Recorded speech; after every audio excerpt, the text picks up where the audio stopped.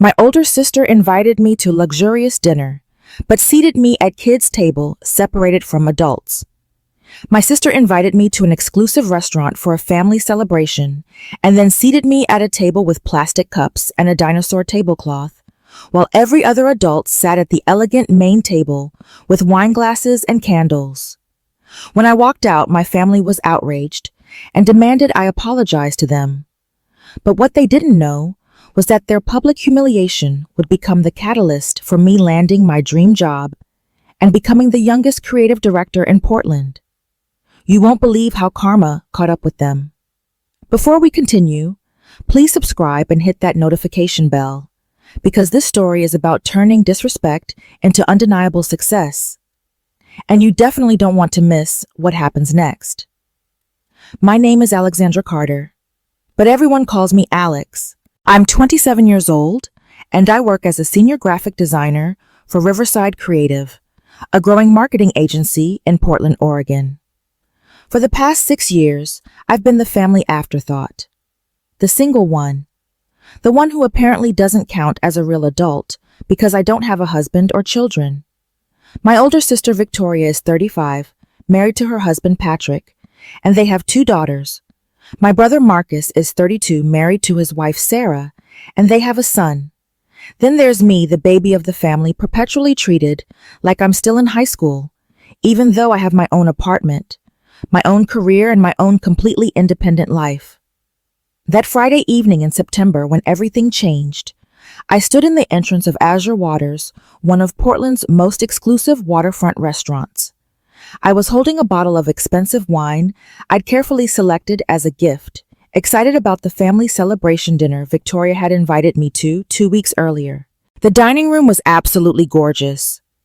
Dim lighting, polished dark wood floor-to-ceiling windows overlooking the Willamette River, the kind of place where reservations took weeks and meals cost more than most people's weekly grocery budget. Victoria had rented out a private section for what she'd described as an important family gathering. I'd actually been looking forward to it.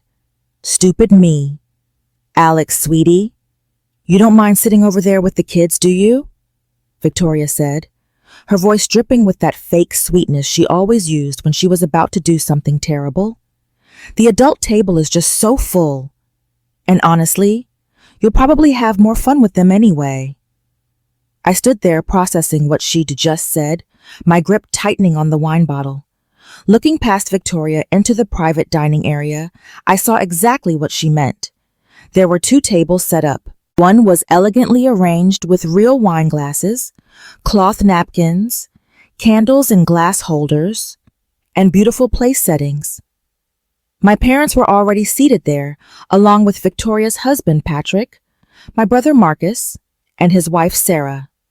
They were laughing, sipping cocktails, looking like they'd stepped out of a luxury lifestyle magazine. The other table, shoved into the corner, near the kitchen service doors, had plastic cups, paper napkins, and a paper tablecloth printed with cartoon dinosaurs. Victoria's 2 daughters and Marcus's son were already there coloring on placemats, completely oblivious to the insult their mother and uncle were participating in. You're joking, I said flatly. Victoria's smile tightened just slightly. It's just easier this way, she said. You know how it is. The kids need supervision during dinner, and you're always so good with them. I'm 27 years old, Victoria. I'm not a babysitter. Don't be so dramatic, she said, waving her hand dismissively. It's one dinner. Besides, Mom and Dad want to hear all about Marcus's big promotion, and Patrick and I have exciting news to share. Adult stuff. You understand, right? I understood perfectly. I understood that despite having a successful career, despite living independently, despite being a fully functioning adult with my own life, my family still saw me as less than because I wasn't married. I understood that this wasn't about table space or seating logistics. This was about putting me in my place, about making it crystal clear that without a husband and children, I didn't qualify for the adult table. How long have you been planning this? I asked, keeping my voice carefully neutral. Planning what? Victoria looked confused. This setup, 2 tables, one for the real adults, one for the kids and me. Alex, you're being ridiculous, she said, but her eyes wouldn't quite meet mine. It's just practical. We need someone to keep an eye on the children. Then hire a babysitter, I said. Or better yet, don't invite me at all if you don't actually want me here as an equal member of this family. Victoria's expression hardened. Fine if you're going to be difficult about it. Maybe you should just sit at the adult table then. But don't complain when the kids are being disruptive and nobody can have a proper conversation. I looked at that kids' table again. At the plastic cups and dinosaur tablecloth. At the corner placement near the kitchen where servers would be constantly walking past.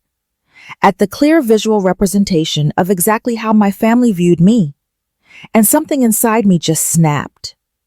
Actually, I said, setting the expensive wine bottle on the hostess stand, I think I'm going to pass on dinner altogether. What? Victoria's voice went up an octave.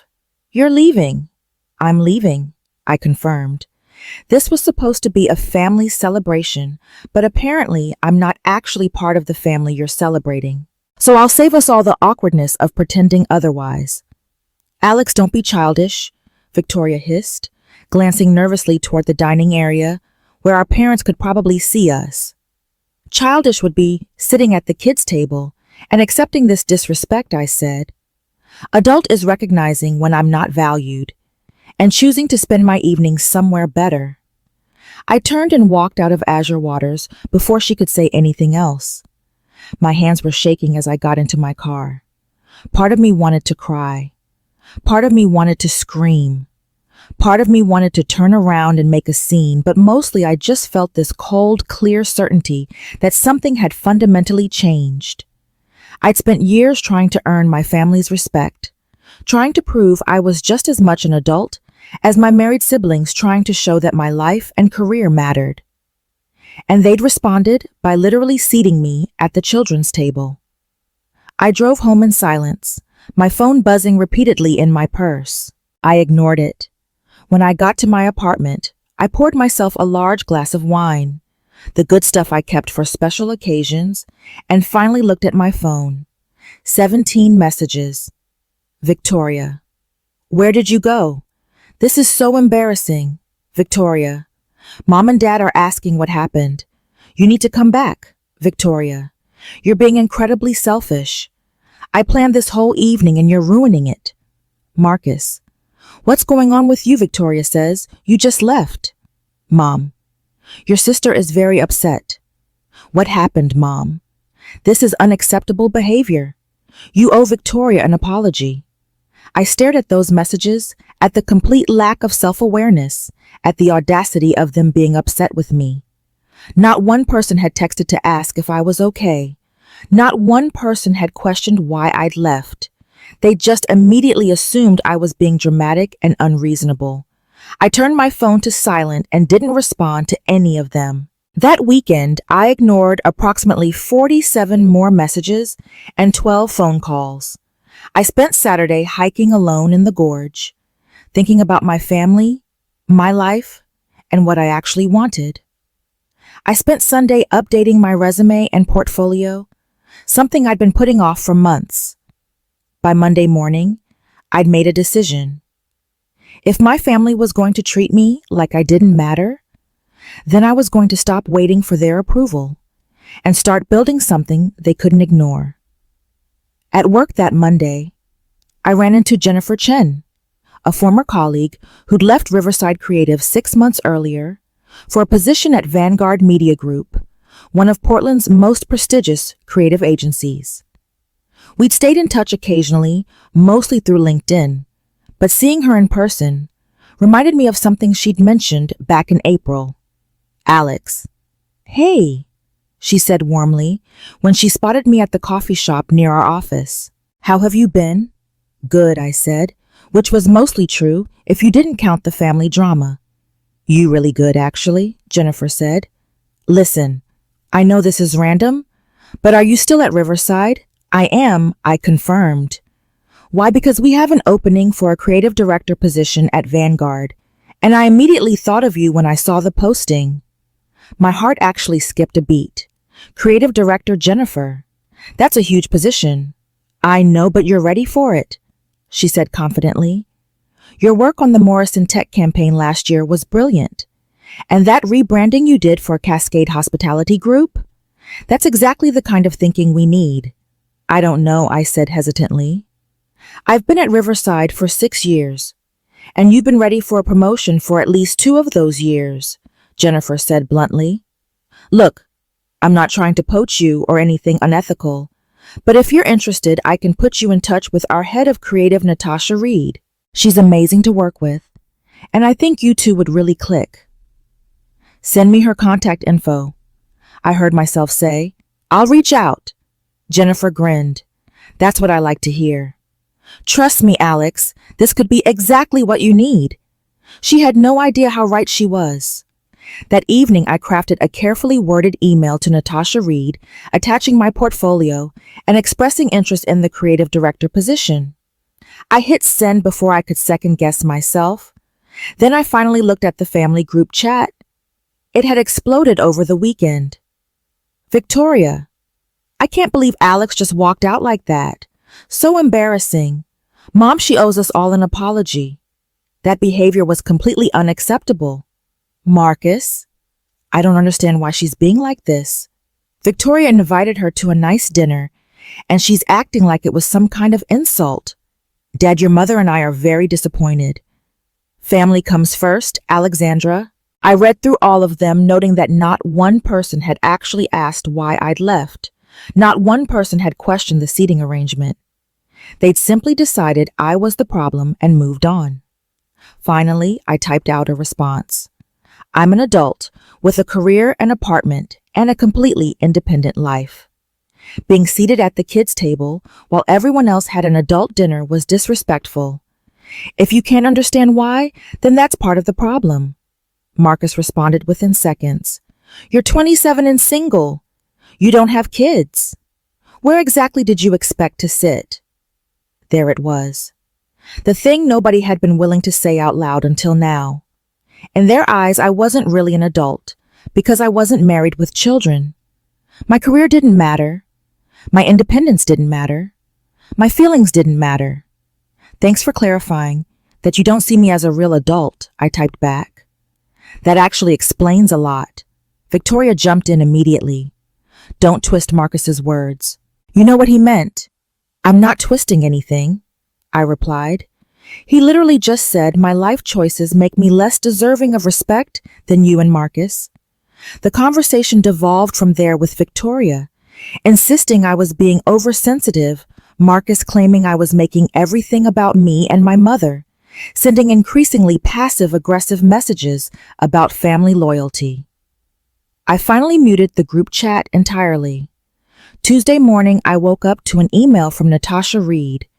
She wanted to schedule a phone interview for Thursday afternoon. My hands were actually shaking as I confirmed the time. The phone interview went incredibly well. Natasha was sharp, creative, and genuinely interested in my vision for brand storytelling. She asked insightful questions about my creative process and my experience managing client relationships. By the end of the call, she'd invited me to come in for an in-person interview the following week. We'd love to see you Wednesday at 2, she said. Can you put together a presentation about how you'd approach our work with Morrison Tech? They're considering expanding their contract with us, and I'd like to see your strategic thinking. Absolutely. I said already, mentally sketching out ideas. I'll be there.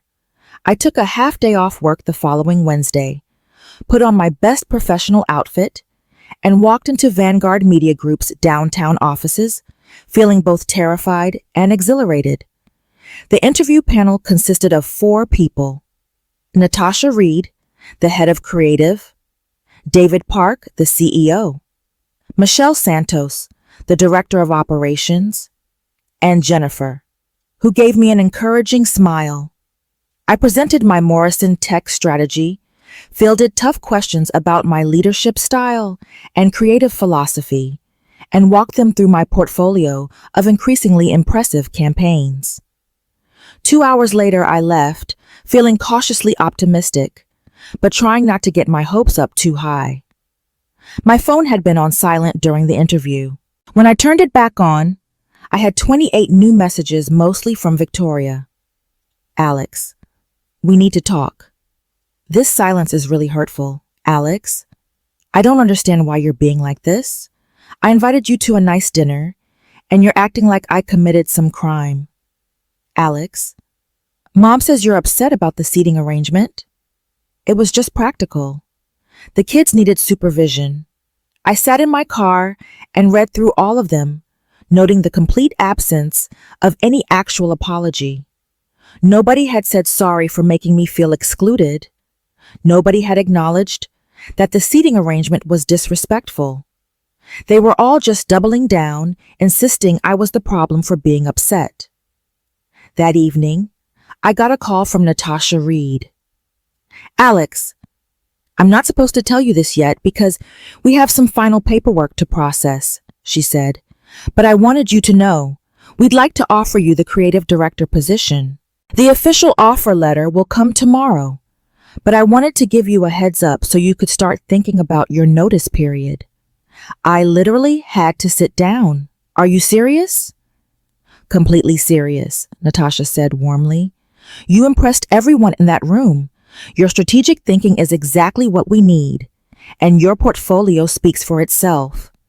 We're prepared to offer you a starting salary of $135,000 full benefits, 4 weeks vacation, and a performance bonus structure. I'd been making $82,000 at Riverside. This was a life-changing jump. I accept, I said immediately. Excellent, Natasha said. I'm really excited to work with you, Alex. I think you're going to do amazing things here. After we hung up, I sat in my apartment in complete silence, processing what had just happened. I'd gone from being dismissed at a family dinner to landing my dream job in less than 2 weeks. The universe had a funny way of working things out. I gave my notice at Riverside the next day. My boss, Kendra, was disappointed but supportive. She'd known this day would come eventually. I was outgrowing the company, and we both knew it. My last day at Riverside was 3 weeks later. My first day at Vanguard was the Monday after that. I walked into that office feeling like I was stepping into a completely different version of my life. The work was challenging. The team was talented, and Natasha was an incredible mentor who pushed me to think bigger and bolder with every campaign. Meanwhile, my family continued their campaign of passive-aggressive messages. My mother called multiple times, insisting I needed to apologize to Victoria for embarrassing her. Marcus sent long texts about family loyalty and not being selfish. Victoria herself veered between hurt and angry, never quite landing on self-awareness. I responded once to the group chat after my first week at Vanguard. I've started a new position as creative director at a major agency, I wrote. I'm exactly where I'm supposed to be professionally. I'm happy to rebuild family relationships when there's actual respect involved. Until then, I need space. Victoria responded immediately. That's great about your job, but it doesn't excuse your behavior. I didn't respond. 3 months passed. I threw myself into work, bringing fresh creative vision to client campaigns and building strong relationships with my team. In December, I was featured in a Portland Business Journal article about emerging creative leaders in the city. The photos showed me in Vanguard's conference room, confident and professional, with a caption that read, Creative Director Alexandra Carter, 27, is reshaping brand storytelling for major Pacific Northwest clients. I posted it on my personal social media with a simple caption, grateful for this opportunity. The comments section filled up quickly. Colleagues, friends, industry connections, all congratulating me. And then buried in the responses, a comment from Victoria. So proud of you, sis. Would love to catch up soon if you're open to it. I stared at that comment for a long time. Part of me wanted to ignore it. Part of me wanted to respond with all the anger I'd been holding, but mostly I was just tired. I sent her a private message. I'm open to coffee. Just the two of us. She responded immediately with a time and place. We met at a cafe halfway between our neighborhoods the following Saturday. Victoria looked nervous, which was unusual for my always perfectly composed older sister. "Thank you for meeting me," she said once we'd settled at a corner table with our drinks. "I wasn't sure you would." "I'm here," I said neutrally. "What did you want to talk about?" Victoria took a deep breath. "I owe you an apology, a real one. What I did at that dinner was terrible. I've spent the past few months trying to justify it, telling myself it was practical or that you were overreacting. But the truth is, I deliberately seated you at the kids' table because I don't really see you as an adult." The honesty caught me off guard. "Why, because you're not married?" she said quietly. "Because you don't have kids. Because your life doesn't look like mine, so I've been dismissing it as less important. And that's not okay. It's really not okay." I waited, letting her continue. "I've been thinking a lot about why I did it," Victoria said. "And I think part of it is that you scare me. I scare you. You're 27 and you have this incredible career," she explained. "You travel when you want. You make your own decisions. You don't have to compromise with anyone. And I'm 35 with 2 kids and a marriage that honestly feels more like a business partnership than a romance most days. Seeing you living this completely independent life made me feel like I'd made the wrong choices. So instead of being happy for you, I tried to make you feel smaller." "That's a lot of self-awareness," I said carefully. "I've been in therapy," Victoria admitted. "After that dinner, after you walked out, Patrick and I had this huge fight. He said I was acting like our mother, always trying to control how everyone else lives their lives. That hit hard because he was right. I've spent so much time judging your choices that I never stopped to actually look at what you've built. And what you've built is really impressive, Alex." I felt something loosen in my chest. "Thank you for saying that." "I mean it," she said. "I saw that article in the business journal. Mom showed it to everyone. She did." "She did," Victoria confirmed. "I think it finally clicked for her, that you're not just killing time until you get married. You're building an actual career, a really successful one." We talked for 2 more hours. Really talked, not the surface level conversations we'd had for years. Victoria told me about her struggles with motherhood, with feeling like she'd lost her identity when she had kids. I told her about the pressure I felt to justify my life choices to people who would never see them as valid. We didn't fix everything that day. Years of dismissal and resentment don't disappear with one conversation, but it was a start, a real start. In February, Victoria called me with unexpected news. "I'm pregnant again," she said. "And before you say anything, yes, this was planned, and no, I'm not asking you to babysit. I actually wanted to ask if you'd help me plan the baby shower. Make it something that feels authentic instead of just picture perfect for social media." "I'd like that," I said honestly. The baby shower was in May, held in my parents' backyard with decorations I'd designed and a guest list that included Victoria's actual friends rather than just people she wanted to impress. During the gift opening, Victoria asked if she could say something. "I want to thank everyone for being here," she said, one hand resting on her growing belly. "But I especially want to thank my sister Alex. Most of you know we've had a complicated relationship over the years. I haven't always been the sister she deserved. I've dismissed her choices, minimized her accomplishments, and treated her like she wasn't a real adult because her life looked different from mine. The backyard had gone quiet. But watching Alex over the past few months, seeing her thrive in her career and build this incredible life on her own terms, has taught me something important.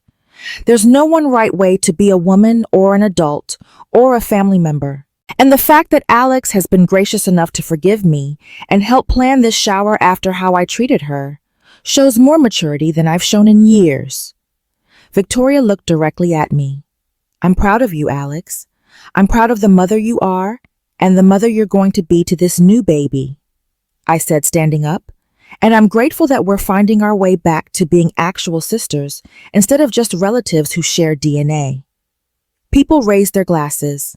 Victoria was crying, and honestly, so was I. After the shower, Marcus approached me. He'd been distant since that terrible group chat argument months ago. "Hey, got a minute?" he asked. We walked to a quiet corner of the garden. "I owe you an apology," he said without preamble. "A real one. I was completely out of line with what I said about you being single. Your relationship status has nothing to do with whether you're an adult, and I'm sorry for being such a jerk about it." "What changed your mind?" I asked. "Honestly, Sarah pointed out that I do the same thing to her," he admitted. "I dismiss what she does because she's a stay-at-home mom, like that's not real work or real accomplishment. Watching you stand up for yourself made me realize I needed to do better for my own family." "That's big of you to admit." "I'm working on it," Marcus said. "Sarah and I are actually in couples therapy now, trying to fix the way we communicate. And I wanted you to know, I saw your profile in that business magazine. Creative director at 28. "That's incredible, Alex. Thanks." "I mean it," he said. "I've been telling people my little sister is kind of a badass." I laughed despite myself. Definitely a badass," he corrected with a grin. Over the following months, things continued to improve. My family started actually asking about my work, celebrating when I landed major clients, congratulating me when I got featured in industry publications. But more importantly, I'd learned something crucial about myself. I didn't need their validation to know my worth. Victoria had her baby in July, a healthy boy they named Christopher. I visited them in the hospital, bringing flowers and a carefully selected gift. Patrick thanked me for being there. Victoria introduced me to baby Christopher as the coolest aunt ever. In August, my parents hosted a family barbecue. When I arrived, I was immediately struck by the changes. The table was set as one long arrangement, no kids' table anywhere in sight. My father made a point of asking about my latest advertising campaign. My mother showed genuine interest in my dating life without pressuring me about marriage or making passive-aggressive comments about my biological clock. We ate grilled salmon and roasted vegetables. We laughed about old family stories. We took photos together, real ones where everyone looked genuinely happy. It wasn't perfect. There were still moments of tension, still old patterns trying to reassert themselves. But it was so much better. As the evening wound down, Victoria pulled me aside. "Thank you for not giving up on us completely," she said. "Thank you for finally hearing me," I replied. "I was thinking," she continued, "Christmas this year, what if we did something different? What if you helped plan it? Make it actually feel like everyone matters, not just the people with picture-perfect lives." "I'd like that," I said honestly. September brought another major milestone. I was asked to speak on a panel at a national marketing conference in Seattle. The topic was innovation in creative leadership, and I was listed alongside industry veterans with decades more experience than me. I posted about it on social media, genuinely excited. The comment section filled up quickly with congratulations from colleagues, friends, and yes, family members. But one comment stood out. It was from my mother. "So proud of my brilliant daughter. Can't wait to hear you speak." She actually came to the conference. My mother took time off work, drove to Seattle, and sat in the audience while I spoke to a room of 300 people about creativity, leadership, and having the courage to stand up for yourself even when it's uncomfortable. Afterwards, she hugged me tight. "That was incredible, Alexandra," she said. "You were incredible." "Thanks, Mom." "I wish I'd been paying attention sooner," she said quietly. "I wish I'd seen what you were building all along instead of just waiting for you to fit into the life I thought you should have. You're seeing it now," I told her. "That's what matters." The restaurant from that disastrous September dinner finally managed to collect their money. Victoria told me later that she'd ended up paying most of it herself, when everyone else kept making excuses about not being able to afford their share. The whole situation had been embarrassing enough that she said she'd never do a group restaurant dinner again. "Lesson learned," she said ruefully. As for me, I continued thriving at Vanguard Media. In October, I was promoted to Senior Creative Director with an expanded team and even better compensation. I brought in major clients, built a reputation as one of Portland's most innovative creative leaders, and started mentoring junior designers the way Natasha had mentored me. I dated occasionally, but never felt pressured to settle down just to satisfy someone else's idea of what my life should look like. I took trips when I wanted, spent money on things that brought me joy, invested in my career and my personal growth, and built a life that was entirely authentically mine. Looking back on that awful dinner at Azure Waters, the kids' table with its plastic cups and dinosaur tablecloth, I realized it had been exactly the catalyst I needed. Sometimes the biggest insults lead to the most important changes. I'd learned that I didn't need to make myself smaller to make others comfortable. I'd learned that walking away wasn't giving up. It was often the bravest thing you could do. I'd learned that respect isn't something you beg for by conforming to other people's expectations. It's something you command by knowing your own worth and refusing to accept anything less. The revenge I'd taken wasn't dramatic or destructive. It wasn't about hurting the people who'd hurt me. It was simply this. I'd built a life so fulfilling, so successful, so undeniably valuable, that nobody could dismiss me anymore. I'd become so confident in my own worth that their approval or disapproval became irrelevant. I had turned their public humiliation into private motivation, their disrespect into determination, their dismissal into drive. And in building that life, in refusing to accept being treated as less than, I'd accidentally taught my family something they desperately needed to learn. That there's no one right way to be an adult. That marriage and children don't define your value as a person.